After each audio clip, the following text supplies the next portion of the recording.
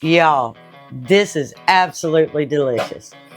You cannot go wrong. Potatoes, onions, carrots, mushrooms, garlic, Gruyere cheese. Come on, can't get any better than this.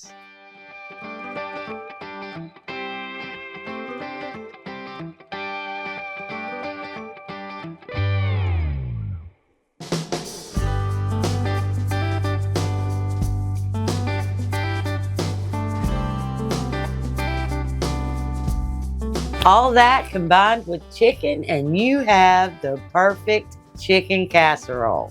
The best meals always contain the simplest ingredients. So what you're gonna need today is some potatoes, an onion, a couple of carrots, a pack of mushrooms, a couple of cloves of garlic, chicken breast, Gruyere cheese, salt, paprika, pepper, butter, half and half, olive oil, and a little bit of olive oil spray. And 1 egg. Now I'm only making a little 2-quart casserole because there's just Randy and I. You can absolutely just batch this out. When the kids were little, I made a 9 by 13. And sometimes I'd make a restaurant style pan. It just depends on how many you need to feed. But, there's only 2 of us. So the 2-quart casserole is ideal. Okay, the first thing you need to do is start your potatoes because we're going to make mashed potatoes. So we're going to get this lid off and right over the stove. Nothing fancy because we're going to mash them up anyway. I'm just going to take these potatoes and just put them right in.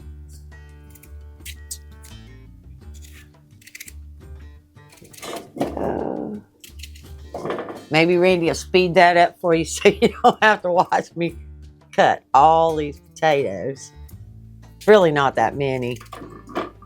3, 4, 5, 6, 7. It's 7 little potatoes. Just little Yukon Golds. And I didn't peel them. All I did was take the little eyes off. The only place a potato has any kind of vitamins or anything in it anymore is right in that skin. So I don't take that off. There we go. I'm going to put just enough water in there to boil, which is about 1 quart. I'm going to salt them. Salt's all relative. How much every salt you like in your potatoes. I'm going to get that lid on there and get a high flame and get them boiling. Nice high flame. Now that's started. Now we'll go to the next step. We need to cut our chicken into little bitty dices.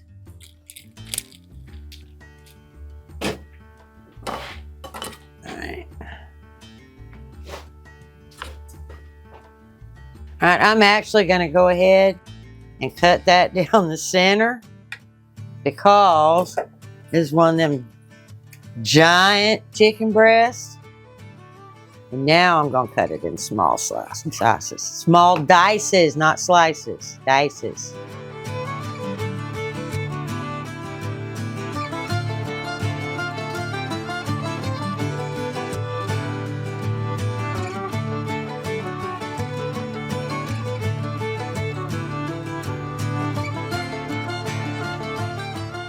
Now that that's cut up, we're going to go back to the stove and we're going to get us a medium heat. And we're going to slap that pan on. Now we need a little olive oil, about, tablespoon and a half, and just about a good tablespoon of butter. We're going to let that melt. Oops. It's kind of chilly out here. My fingers don't want to work. We're going to set that chicken there and wait for that. While that's getting ready to put my chicken in, we're going to start cutting up an onion. right, and we're gonna dice it pretty good. And I've already washed and cleaned it and got it ready to go. Oh, y'all, I want to tell you a little secret. I watched, what's his name? Chef John Pierre or something. Anyway, he was saying, you know, when you watch videos and somebody comes in and slices their onion this way, which you've never seen me do, okay? But he said, don't pay attention to them. Don't pay attention to them. Because an onion is already cut. All you gotta do is one time. There's no reason to have to cut that onion that way. And I thought that was so cool because I was like, I always thought I was doing it wrong because I never did that. But according to Chef Pierre, I am doing it exactly right. Now we're back to the stove. We're just going to drop that chicken right into that pot. Get that cutting board out of the way. Get this all nice and spread out so it'll start to cook. I'll give it one little nice good stir round. Go back to the cutting board. Okay, now I'm going to slide my onions out of the way because I don't want to mess up a dozen cutting boards. We're going to go to those carrots now. I'm going to take the ends off and we're just going to cut those in nice little rounds, fairly thin so that they won't take them long to cook.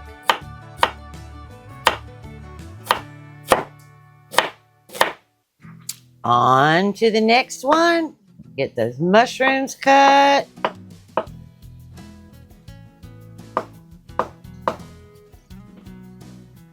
And if there's anything I'm putting in here that you don't like, hey, leave it out. It's your casserole. If you want to add broccoli or add cauliflower or just anything, then that's what you do.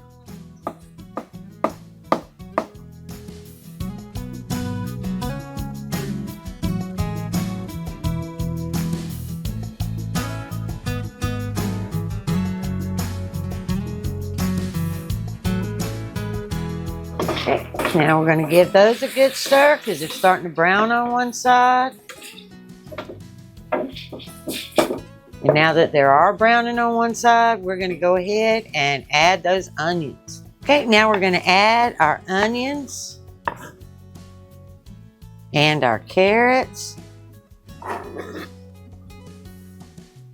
but not the mushrooms because it doesn't take mushrooms nearly as long to cook down, so we don't want to put those in there yet. We want to give those onions and carrots a good start.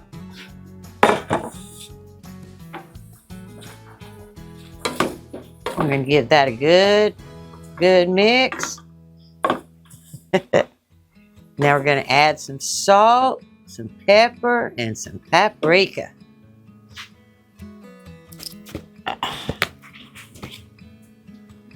We're going to get a good teaspoon and a half of the paprika.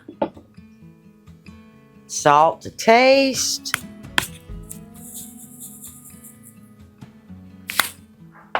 Pepper to taste. All right. Give that a good mix. There we go. Give that a good stir. And just let that cook down just a little bit. Maybe, I don't know, maybe 5 minutes. Okay, what you're doing right now is you are melding all those flavors together from the salt, and pepper, and the paprika. And you're making sure that it's all throughout that dish and that the chicken and the onions and the carrots all get a little bit. Right now I need 2 cloves of garlic And I'm just gonna put those both in there at the same time. And I'm gonna squeeze. There we go. Got my 2 hits of garlic. And I don't waste it, so in goes these little pieces that didn't quite make it. There, get all of that. Not wasting garlic. There we go. All right, now, garlic's in. Give that a good stir and get that all well combined. And now it's time for the mushrooms.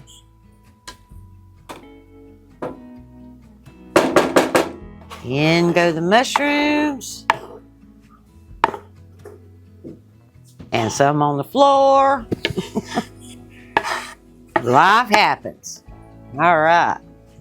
All right, now we got those mushrooms in there. We're gonna get those all good and stirred around. Yes, we are. And we are almost at the halfway point. This really doesn't take very long at all. It is just such an easy, easy dish.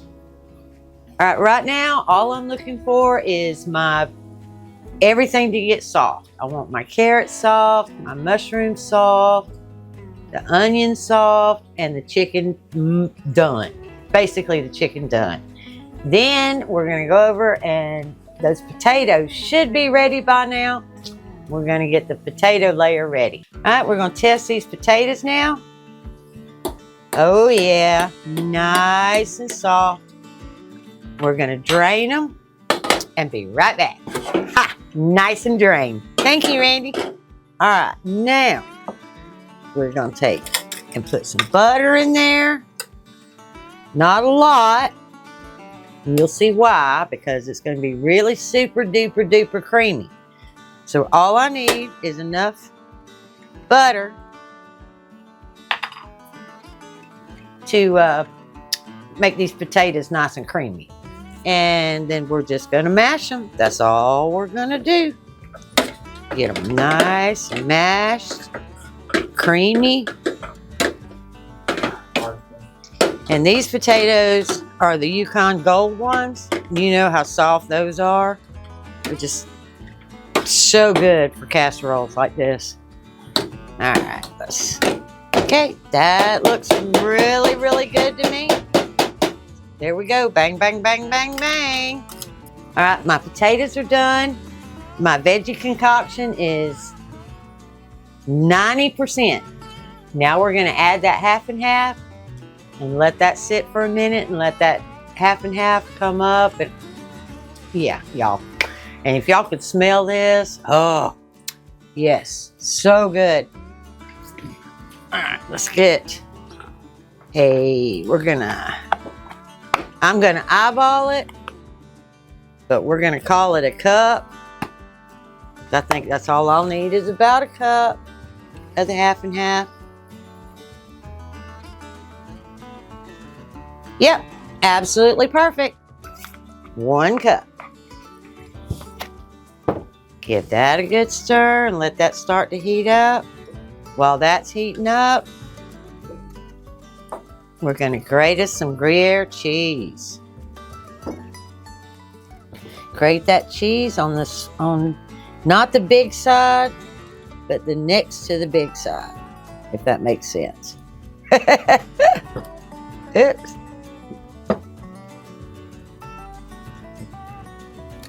You know what? We're gonna use big side. It'll melt a little slower, but it's a whole lot easier.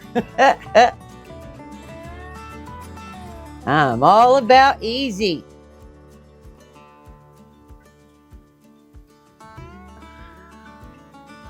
Now I'm gonna shoot for about a cup for the concoction and a half a cup to 2, a little bit more. I'll probably use that whole 6-ounce block because we love cheese. It's just because we love cheese.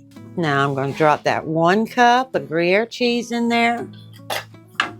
See, now we're making a cream sauce. Yes, we are. Okay, now we're going to get it all put together, and I'm going to put it together right here on the stove.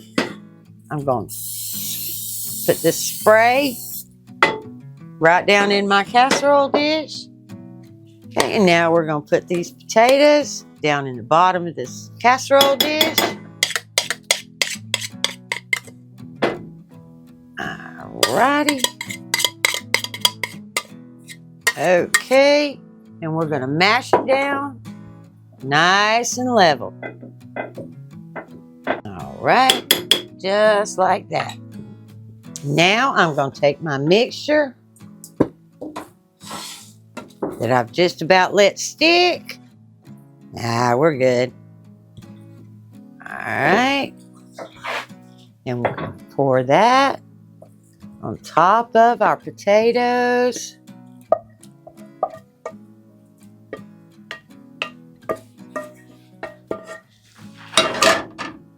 Spread that out, nice, there. Okay, now I'm gonna grate just a little bit more cheese to put on top of that casserole. We're gonna pop it in a 350-degree oven for probably 30. Oh, I forgot the egg. Oh well, we're not putting an egg in it because it's too late. Oh, well, I missed the egg, but that's okay. I think it'll be fine.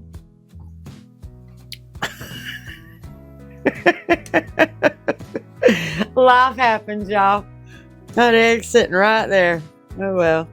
What you're supposed to do, but I can't show you because mine's not going to have an egg, is that you let your concoction cool just a little bit and then mix that egg into it so that it gives it a little more body.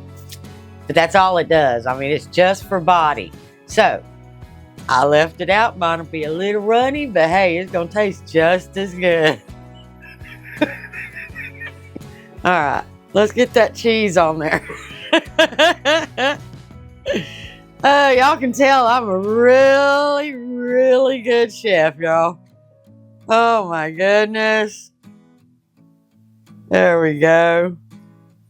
It is ready for the oven. All right. 30, 35 minutes. You are good to go. All in all, this dinner, with all the chopping, grating, everything, you should still have it on the table inside of an hour. Even without an egg.